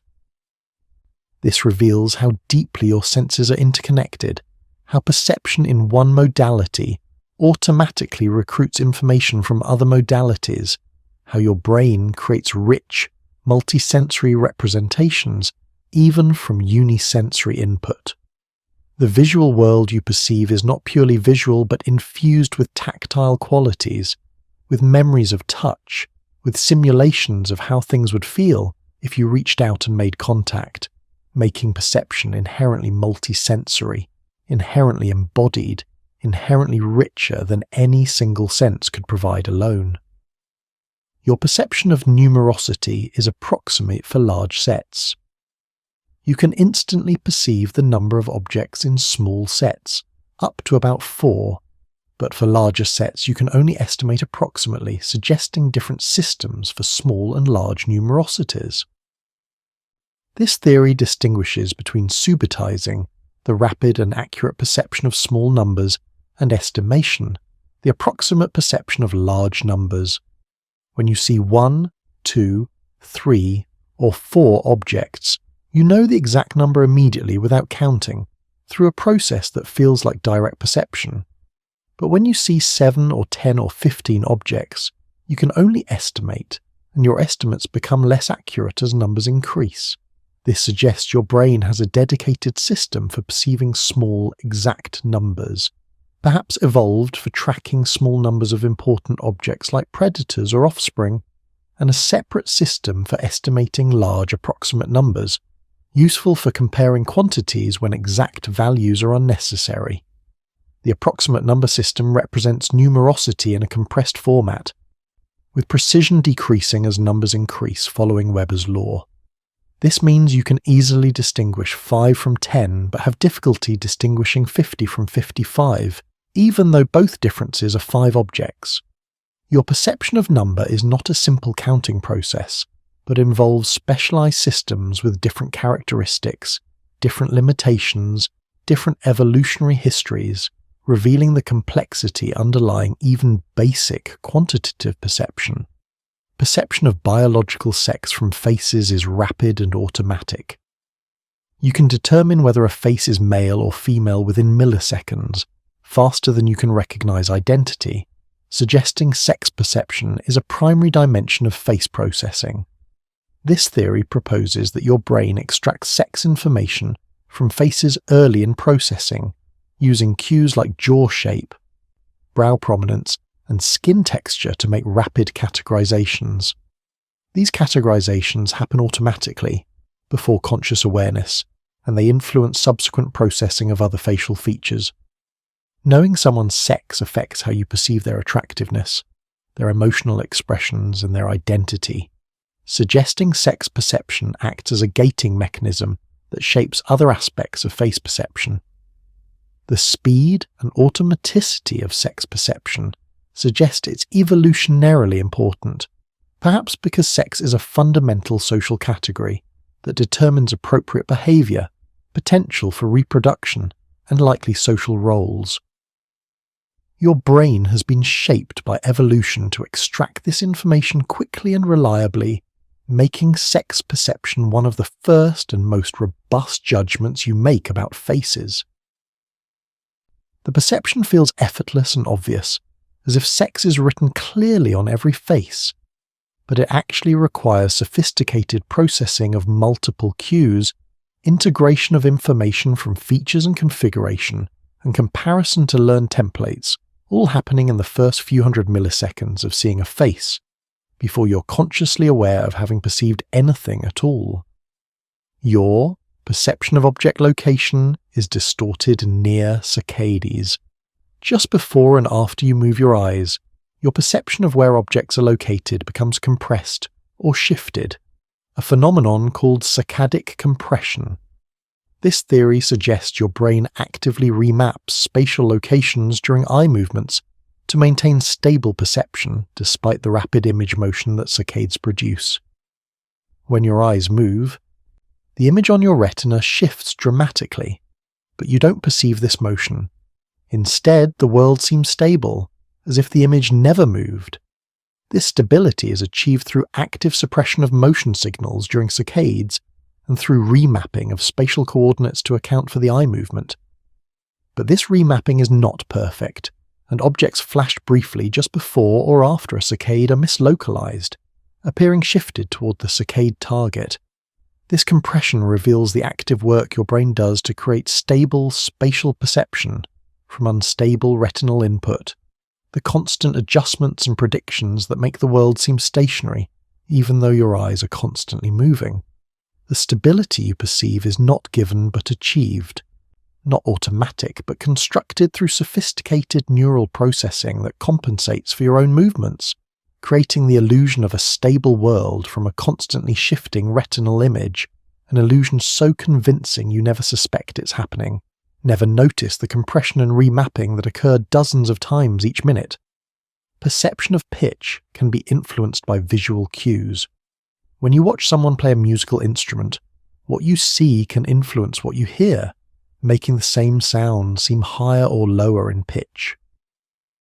This theory of audio-visual integration in music perception suggests your brain combines visual information about instrumental actions with auditory information about sound, creating a unified percept that reflects both modalities. When you see a violinist's hand move up the fingerboard, you expect the pitch to rise, and this expectation can bias your perception, making the pitch sound higher than it would if you heard it without seeing the movement. Similarly, seeing a pianist strike keys forcefully can make notes sound louder than they would sound alone. These visual influences are automatic and difficult to override, revealing how deeply vision and audition are integrated in your perception of music. The integration makes sense functionally. In natural environments, sounds are produced by visible actions, and combining information from both modalities provides a richer, more reliable percept than either modality alone. Your brain has learned the correlations between visual actions and auditory outcomes, and it uses these learned associations to enhance perception, to fill in missing information, to create coherent multisensory experiences from fragmentary, unisensory signals, making music perception inherently multisensory, inherently embodied, inherently richer than pure sound could ever be alone. Your perception of object permanence can be fooled. Even adults can be made to believe an object has disappeared or changed identity when it passes behind an occluder, revealing that object tracking is fallible. This theory suggests your brain maintains representations of hidden objects through working memory, and these representations can be disrupted or updated incorrectly under certain conditions. When multiple objects move behind occluders and emerge in unexpected configurations, your tracking system can lose track of which object is which, leading to failures of object permanence. Studies using multiple object tracking tasks show that people have limited capacity, typically tracking about 4 objects simultaneously, and performance degrades when objects move quickly or when occlusion is frequent. This reveals that object permanence, which seems so solid and reliable in everyday life, is actually maintained by cognitive systems with clear limitations. Your sense that objects persist through occlusion is not a direct perception, but an inference, a belief maintained by working memory, and like all beliefs, it can be wrong. The world you perceive as stable and persistent is actually a construction, a model your brain maintains, and that model can be updated incorrectly, can lose track of objects, can fail to represent reality accurately, revealing the fragility of even the most basic perceptual constancies. The ways your experience can diverge from reality without you ever noticing the divergence. Perception of social hierarchies is automatic. When you see people interacting, you automatically perceive dominance and submission, status and power, without conscious reasoning or deliberation. This theory proposes that your brain has evolved mechanisms for detecting social hierarchies, mechanisms that operate quickly and automatically to help you navigate complex social environments. Cues like posture, gaze direction, spatial position, and interaction patterns trigger automatic inferences about who has power and who doesn't, who is dominant and who is submissive. These inferences happen within milliseconds of observing social interactions, before you have time to think consciously about what you're seeing. Your brain uses these rapid assessments to guide your own behavior, to determine who to approach or avoid, who to defer to or challenge, who to ally with or compete against. The perception of hierarchy is so automatic that you apply it even to minimal stimuli, like geometric shapes moving in certain patterns, attributing dominance and submission to triangles and circles based purely on their spatial relationships and movements. This reveals how deeply social perception is wired into your brain, how automatically you extract social meaning from behavior, how your perception is tuned not just to physical properties of the world, but to social properties, to relationships, and power and status, dimensions of reality that exist only in the social space between minds, yet feel as real and immediate as colour or shape or motion. We're near the end now. Let the final theories wash over you like gentle waves, carrying you deeper into rest, into calm, into the soft embrace of sleep. Your perception of personal space varies with culture. The distance you prefer to maintain between yourself and others, called personal space, differs across cultures and situations, suggesting it's learned rather than innate. This theory proposes that personal space is a culturally constructed zone that reflects learned norms about appropriate interpersonal distance. In some cultures, people stand close during conversation, almost touching, while in others, greater distance is preferred, and violations of these norms create discomfort. Your sense of personal space develops through experience, through observing and internalizing the distance patterns of your culture. When someone violates your personal space standing closer than you expect, you feel uncomfortable, anxious, invaded, even though nothing has actually touched you. This discomfort is automatic and visceral, suggesting that learned norms become deeply embedded in your perceptual system, shaping how you experience proximity. Your brain treats personal space as an extension of your body, a buffer zone that should not be penetrated without permission, and violations trigger defensive responses similar to physical threats. This reveals how cultural learning shapes even basic perceptual experiences, how your sense of space around your body is not given by biology alone, but constructed through social experience, through learning what distances are normal and appropriate in your cultural context, making perception deeply social, deeply cultural, deeply shaped by the invisible norms that govern interaction in your community. Perception of animacy in infants emerges early. Even young infants distinguish animate from inanimate objects, preferring to look at animate motion and expecting animate objects to behave differently from inanimate ones. This theory suggests that the ability to perceive animacy is either innate or develops very early, perhaps through minimal experience, making it a foundational aspect of perception. Infants as young as a few months old show surprise when animate objects behave like inanimate ones or vice versa, suggesting they have expectations about how different kinds of objects should move. Animate objects should move on their own, should respond to other objects, should show goal-directed behavior. Animate objects should only move when pushed or pulled, should not respond to other objects, should follow simple physical laws.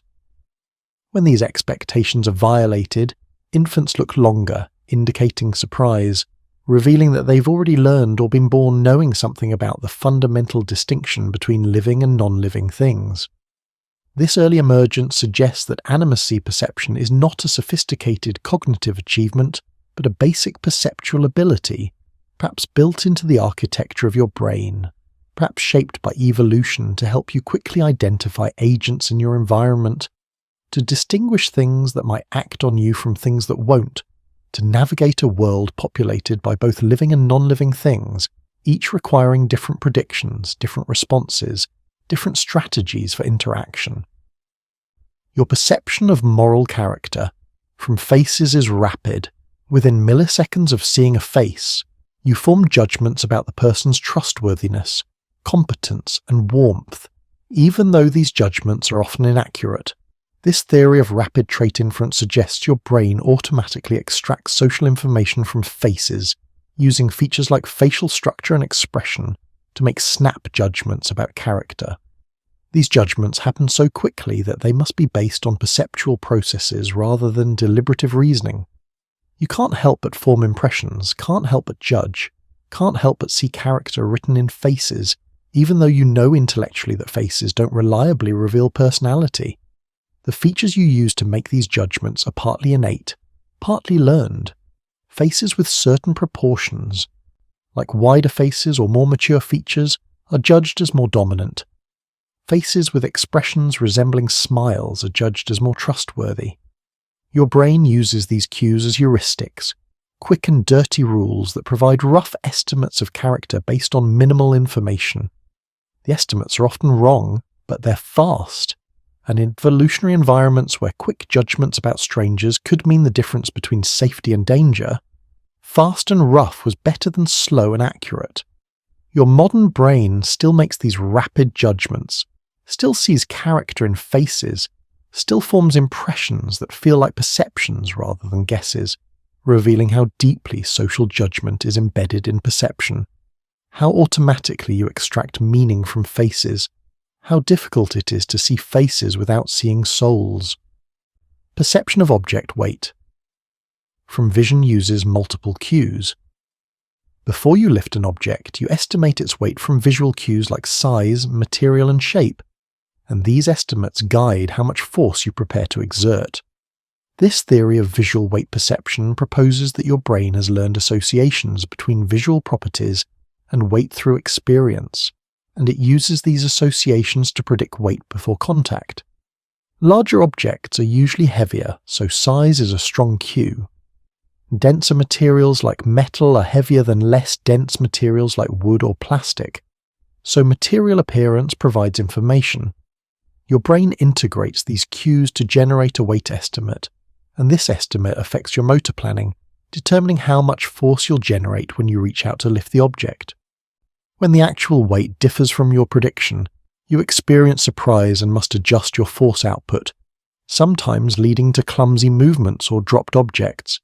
This reveals how much your actions depend on perception, how your motor system is guided by predictions generated from sensory information, how perception and action are intertwined in a continuous loop, where perception guides action and action generates new perception, creating the smooth, coordinated behavior that characterizes skilled interaction with objects. Behavior that seems effortless, but actually requires constant prediction, constant adjustment, constant integration of sensory information with motor commands, all happening automatically, below awareness, creating the seamless experience of acting in the world. Your perception of speech can be influenced by expectations. When you expect to hear a certain word, you're more likely to perceive it even if the acoustic signal is ambiguous or degraded. This theory of top-down effects in speech perception suggests your brain uses context and expectations to resolve ambiguity, filling in missing or unclear information based on what's most likely given the situation. When you hear a sentence with a word masked by noise, You often perceive the word correctly anyway, your brain using grammatical structure and semantic context to predict what word should be there, and then hearing that word even when the acoustic information is insufficient. This top-down processing is so powerful that it can override bottom-up information, making you hear words that weren't actually spoken, or miss words that were. The phonemic restoration effect demonstrates this. When a phoneme is deleted from a word and replaced with noise, listeners hear the missing phoneme anyway, perceiving the word as complete. Your brain fills in the gap so seamlessly that you don't notice anything was missing.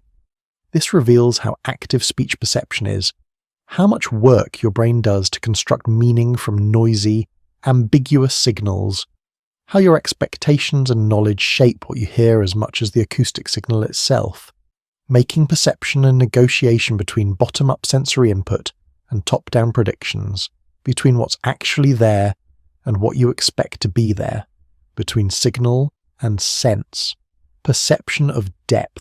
From occlusion is ordinal, not metric. When one object partially blocks another, you know which is closer, but you don't know exactly how much closer. Suggesting occlusion provides ordinal depth information only. This theory distinguishes between ordinal depth cues, which specify relative depth ordering, and metric depth cues, which specify precise distances. Occlusion is a powerful ordinal cue. If object A blocks object B, A must be closer. But occlusion tells you nothing about the actual distances involved. A could be 1 centimetre closer or 1 kilometre closer, and the occlusion pattern would look identical. Your brain uses occlusion to establish depth ordering, to determine which objects are in front of which, creating a layered representation of the scene. But to determine actual distances, your brain must rely on other cues like binocular disparity, motion parallax, or familiar size. This reveals that depth perception is not a single unified process, but a combination of multiple cues, each providing different types of information, each with different strengths and limitations. Your brain integrates these cues, using ordinal information from occlusion to constrain metric estimates from other sources, creating a coherent three-dimensional representation from multiple fragmentary signals.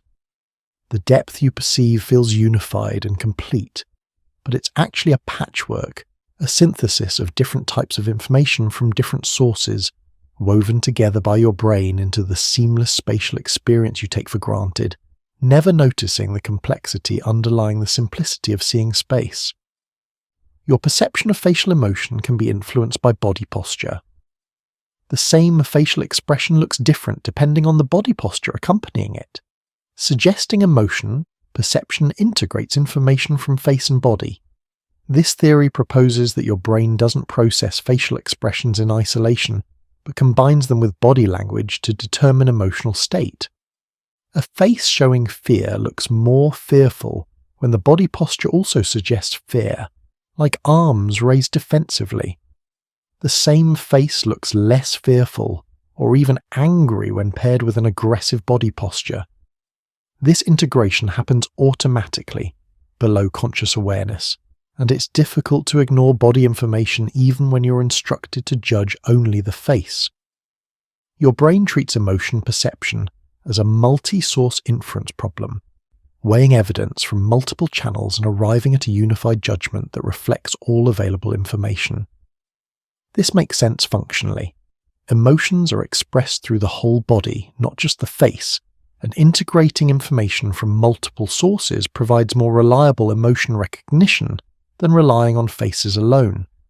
But it also means your perception of facial emotion is context-dependent, shaped by what the rest of the body is doing, by the situation, by your expectations, making emotion perception flexible, nuanced, sensitive to context in ways that pure face processing could never be, revealing once again how perception is construction, interpretation, inference, never simple registration of isolated features, but always integration of multiple sources into coherent, meaningful wholes.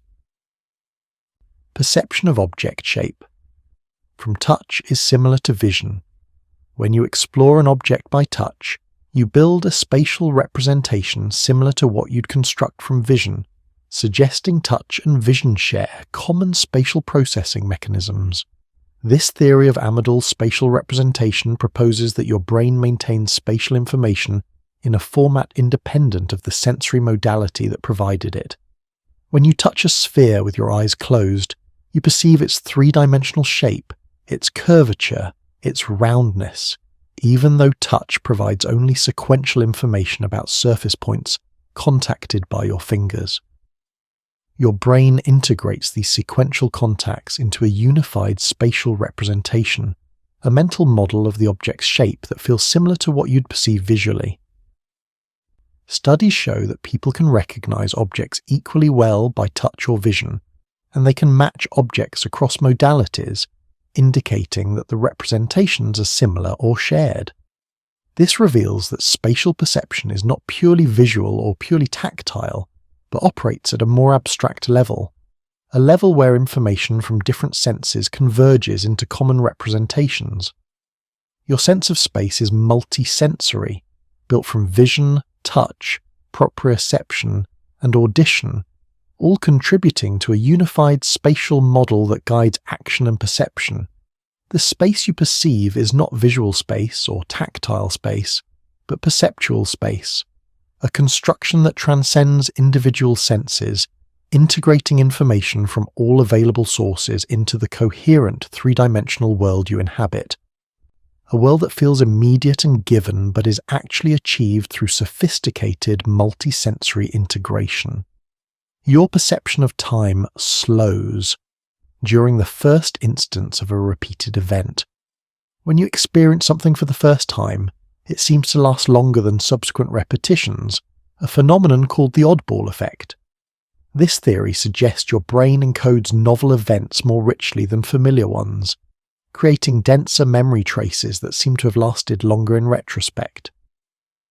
When you see an oddball stimulus in a sequence of repeated stimuli, the oddball appears to last longer, even though all stimuli are presented for the same duration. This illusion reveals that duration perception is not a direct readout of physical time, but a construction based on memory encoding. Novel or unexpected events capture attention, triggering deeper processing and richer encoding, and this richness translates into perceived duration. The same mechanism explains why time seems to speed up as you age. Childhood is full of novel experiences, each encoded richly, making time feel slow and full. Adulthood brings more routine, fewer novel experiences, sparser encoding, and time feels faster, emptier, as if years rush by in moments. This reveals the deep connection between memory and time perception. How your sense of duration is not independent of what you're experiencing but shaped by it, by novelty and attention, and encoding depth, making time itself a perceptual construction, flexible and subjective, expanding and contracting based on what you notice, what you remember, what captures your mind. Revealing once again that even the most basic dimensions of experience are not given but constructed, not objective but subjective, not fixed but fluid.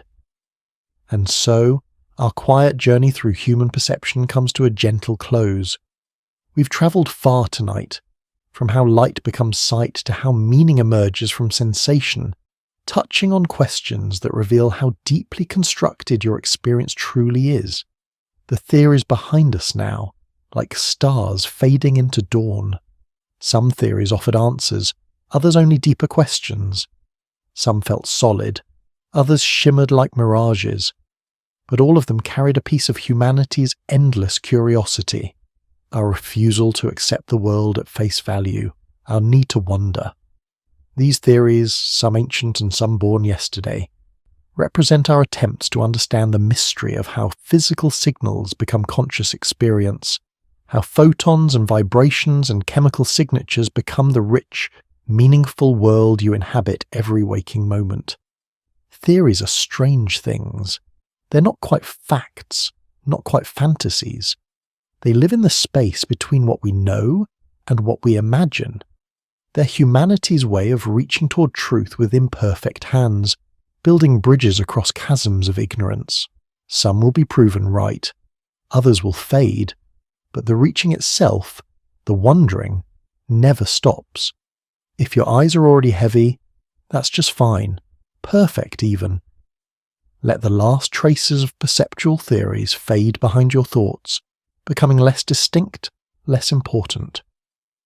Let your breath carry you softly into rest, each exhale releasing a little more tension.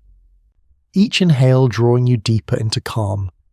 There's still so much more to discover, endless questions about perception waiting, but for now you've learned enough, you've wondered enough, you've travelled far through mysteries of how you experience reality, and perception can wait until morning, patient and unchanging, ready whenever you return.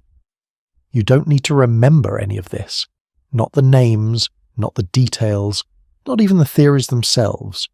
They were never meant to be memorized, only experienced, like watching clouds drift across the sky. What matters is not what you retain, but how you felt while listening. The gentle stimulation of curiosity, the soft pleasure of learning, the quiet comfort of questions asked in darkness.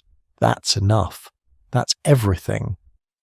Notice how your body has grown heavier as we've talked, how your muscles have softened, how even the weight of your thoughts has decreased.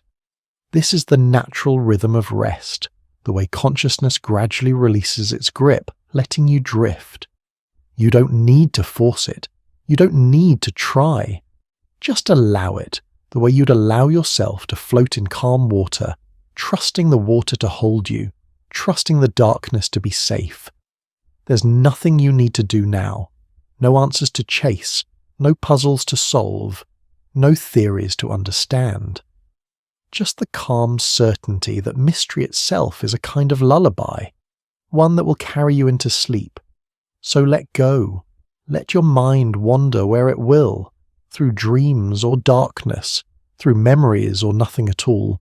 Thank you for spending this time with me, for letting me guide you through these theories, these questions, these mysteries about how you perceive the world.